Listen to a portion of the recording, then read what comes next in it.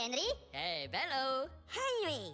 Oh, I like it. Henry is James's best friend in Minions and Monsters, and today we draw him in 6 different styles. Now, normally I already have the drawing already done, but right now you're going to see how I transform the pad in front of you into the drawing. Basically, I'm loosely setting up where all the individual parts are. It's like a rough guesstimation. We're not looking for early details. We just want to get the general idea of everything on the page. From there, we're going to work on the individual aspects of the drawing. So in other words, I'm going to start with one part, the eye, and use that to measure off everything else here. So we started with the one eye, and then now we know where the mouth lay, where the books and the hands and the shoulder lay by measuring our reference image versus where everything falls. And that's a very key component that I want to convey to you with any kind of drawing that you're trying to emulate without using a grid. You're trying to do what they call freehand. You want to use one object to measure all the other objects. And you might be thinking, well, it looks pretty tightly rendered. It looks pretty close. As you can see, I'm using the tools to measure out to see if everything is in the right location. But I'm not fully doing a tight rendered sketch. I'm actually doing a very loose sketch. I haven't really added all the details I want. As you're going to see, I'm constantly erasing and I'm constantly adjusting all the time because as you complete one section, something might feel a little off. And as you can see, I wish I just needed to tilt the head a little bit. So we're going to have to go, we're going to have to erase the entire thing because it just felt off. It felt like it was too tall when the character actually is leaning back because the tentacle is coming out of the book and it's more of a, surprise. So we need to showcase that with the movement backwards. It is one of the biggest things that you guys ask in the chat is how to draw, not necessarily how to complete the characters, but how to literally draw them. So I figured I'd throw this in as like a mini tutorial.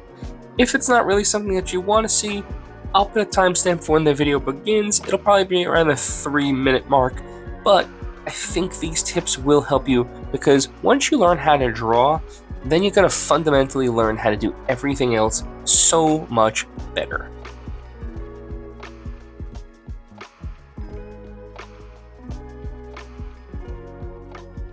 And we're currently on our way to 250,000 subscribers, and if you love seeing all these characters redesigned and redrawn in fun new ways, then don't forget to hit that like and subscribe button because I always want to see you in the comments letting me know what your favorite designs are and what characters you'd like to see me draw. That's the one thing that I absolutely love about the community is they let me know what they want to see me draw.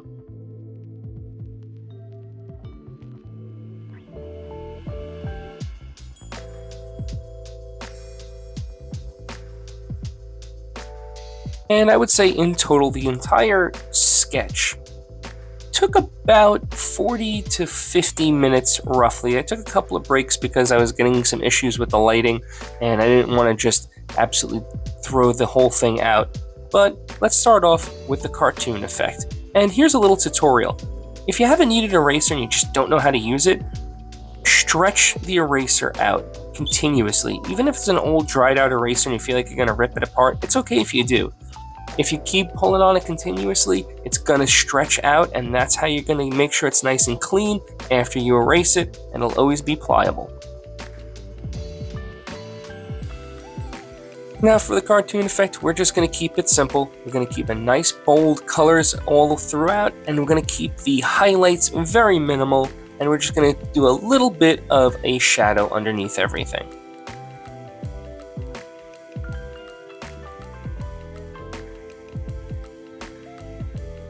Quick tip, do make sure that the paint pens are thoroughly dry. As you can see, I'm rubbing my finger across because I need to make sure that's thoroughly dry before I do another layer over the top.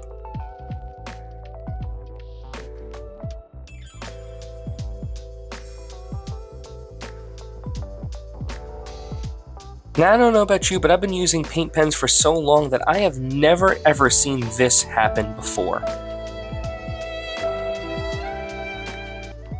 I'm just actually surprised that like no paint came out. But we're just going to finish off everything with a nice little tightly rendered outline, and we're going to call this section complete.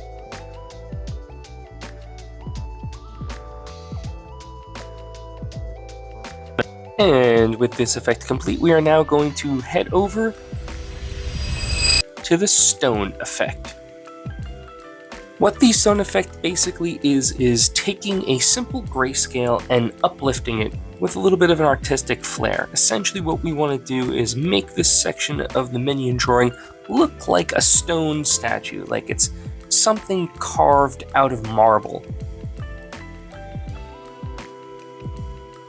But how are we going to do that? Well, we're going to have to use a lot of graphite, but we're also going to have to use our blending stumps. And that's what's going to give us these really smooth, buttery transitions that are going to have these nice, soft, faded edges. We are not going to add really stark, deep lines. We're going to blend them all away. And now you might be saying to yourself, well, some of these edges do look pretty harsh. A lot of them are blended away. It's merely just the reflection.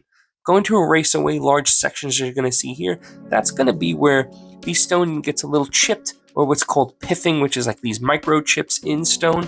And then we're going to add lots of crumbling cracks, because I'm not going to do a horror section this time around. So this is like my little homage or a little touch into horror. Give it a little cracked and crumbliness, which would kind of be like a horror. But since we're not doing it, we want to just add that little extra in there. But now, let's head on over to the glitch effect.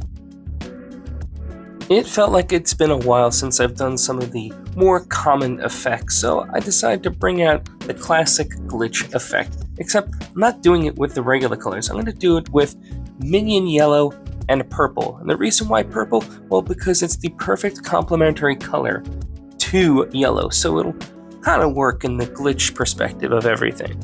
I didn't want to go blue because then when you add blue over the top, you'll get green in a lot of sections and it'll just look way too wonky.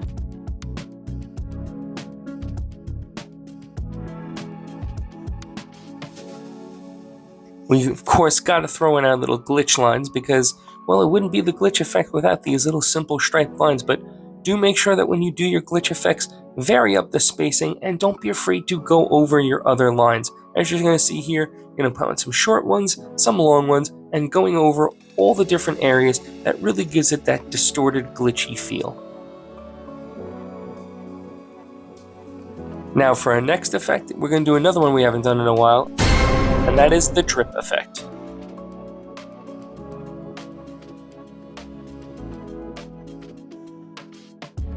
Now, some of you might be thinking to yourself, hey, how come you didn't do this kind of drip? I'm a self-admitted goofball, and I admit I just couldn't help myself. Now, when you're drawing your little drip marks, do make sure that you vary not only the size of them, but also how big the droplets are. And that's not just about size, like you want to change up the physical structure of all the different shapes. And when you're using your paint pen, make sure you have a thick side and a thin side for the drops. That gives all of your drops these nice little three-dimensional shapes. It's what adds that next layer of dimension when you're doing these drip drawings. Same thing with your shadows. Make sure that they're going to have a thicker side and a thinner side. Lastly, it applies for the highlights as well. You want to have some thin, some thick. It once again gives all those big rounded globules nice shape.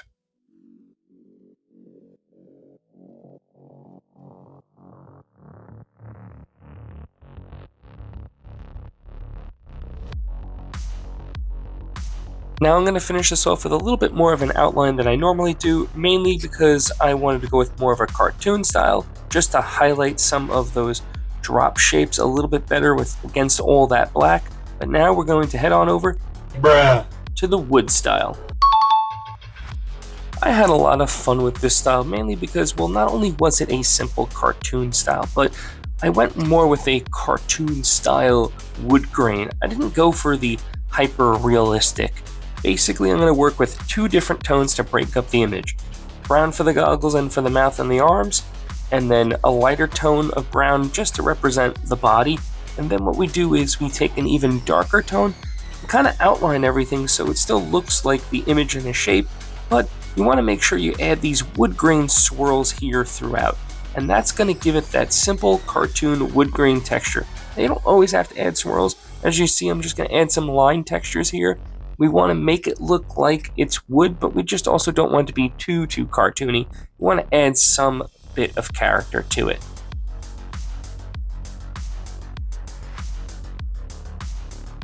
And if you want to give it that little next level feel, you can add in just a sparing amount of highlight, but use it sparingly across the whole image. And last but not least, we are going to head on over to the realistic side. Now, originally when I was doing this, I wanted to do a hyper-realistic minion, but then I said to myself, I already did a realistic minion with James. So halfway through it, I kind of stopped. And I decided instead to do this as a little bit of a challenge and use paint pens to go over the top of everything and do more of a painterly approach with my realistic section to see how much I can do with paint pens. You blew it! You had it all and you blew it! Well, I'm not too sure about that, but I did want to just try something different. I didn't want to just sit and do another hour and a half tightly rendered little minion drawing because I've done that a lot, but I wanted to have fun and show some variation with color. Showcase that you don't always need all the materials to create just something really cool that does kind of look realistic. But let me know if you want me to do more of these challenge realistic images where I'm using either paint pens or any kind of crazy media that you want to see to just change it up a little bit. I can honestly say that this was a really fun challenge, and also it was nice to showcase how to actually draw the character from scratch instead of just having the image already done for y'all at home. So once again, if you like this, then please do me a favor, smash that like button and subscribe button so you never miss out on another piece.